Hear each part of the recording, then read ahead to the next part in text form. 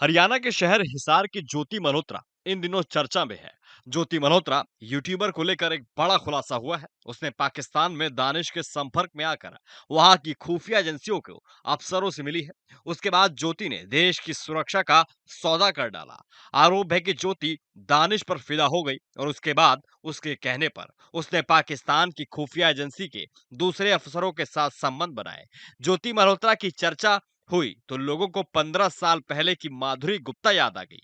IPS अधिकारी माधुरी गुप्ता ने भी एक पाकिस्तानी के प्यार में पड़कर देश का सौदा कर दिया था, जिसने सभी को चौंका दिया था। दरअसल ये कहानी है माधुरी गुप्ता नाम की एक पाकिस्तानी जासूस की। माधुरी गुप्ता कोई सोशल मीडिया स्टार नहीं थी। वह एक अनुभवी राजनयिक थी जो इस्लामाबाद में भारतीय उच्चायोग में प्रेस और सूचना विभाग की दूसरी सचिव थी। उनकी कहानी ज्योति से बिल्कुल अलग है, पर बेहद चौंकाने वाली है।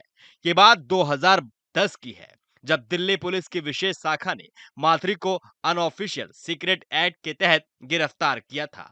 उन पर आरोप था कि उन्हें भारत की रक्षा से जुड़ी गोपनीय जानकारी पाकिस्तान की खुफिया एजेंसी आईएसआई को दी थी। जवाहरलाल नेहरू विश्वविद्यालय की छात्रा रही माधुरी गुप्ता ने यूपीएससी की परीक्षा में सफलता हासिल कर भारतीय विदेश सेवा को करियर के लिए चुना था। इराक, लाइब्रेरी, मलेशिया और क्रोएशिया जैसे देशों में माधुरी ने कई महत्वपूर्ण पदों पर काम किया था।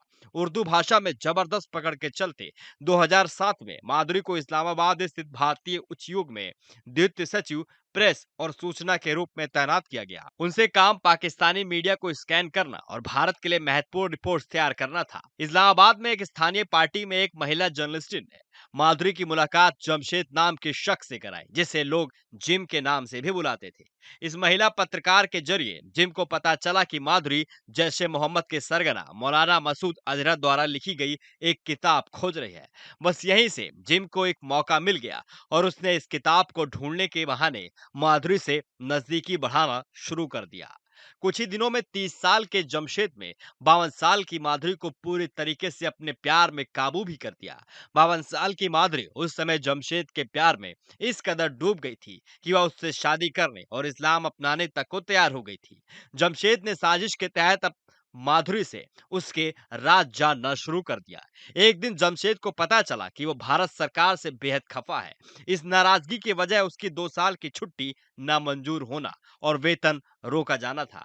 जमशेद ने इसी का फायदा उठाकर भारत के खिलाफ भड़काना और अपने मंसूबे को तैयार करना शुरू कर दिया था। अब तक माधुरी को यह पता चल चुका था कि जमशेद कोई साधारण इंसान नहीं है, बल्कि पाकिस्तान की खुफिया एजेंसी आईएसआई का एक ट्रेंड एजेंट है। 2009 में भारतीय खुफिया एजेंसियों को शक हुआ कि इस्लामाबाद में तैनात एक राजनयिक पाकिस्तान की आईएसआई की गोपनीय जानकारी दे रहा है। जांच शुरू हुई और माधुरी के फोन, ईमेल और गतिविधियों पर नजर रखी जाने लगी। तफ्तीश में यह पता चला कि माधुरी ने भारत खुफिया एजेंसी रॉ और नीतिगत फैसलों से जुड़ी संवेदनशील जानकारी आईएसआई को दी है।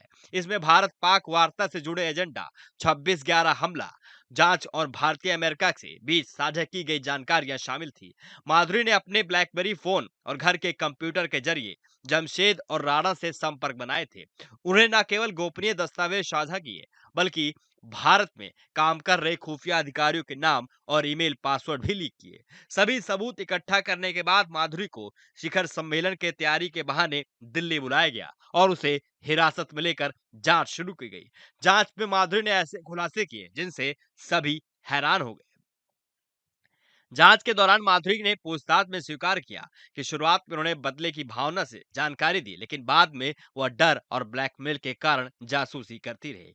जांच में पता चला कि माधुरी इस्लामाबाद में अपने घर के कंप्यूटर और ब्लैकबेरी फोन के जरिए जमशेद और राणा से संपर्क में रहती थी और भारत सरकार और जितनी भी खुफिया एजेंसी है उनकी जानकारी पाकिस्तान को देती थी। जिसके बाद माधुरी को गिरफ्तार किया गया और सभी लोग चौंक गए कि कोई ऐसा कैसे कर सकता है। अब आपकी क्या राय इस पूरी वीडियो को लेकर हमें कमेंट बॉक्स में कमेंट करके जरूर बताइए और चैनल पे नए हैं तो सब्सक्राइब करना ना भूलें।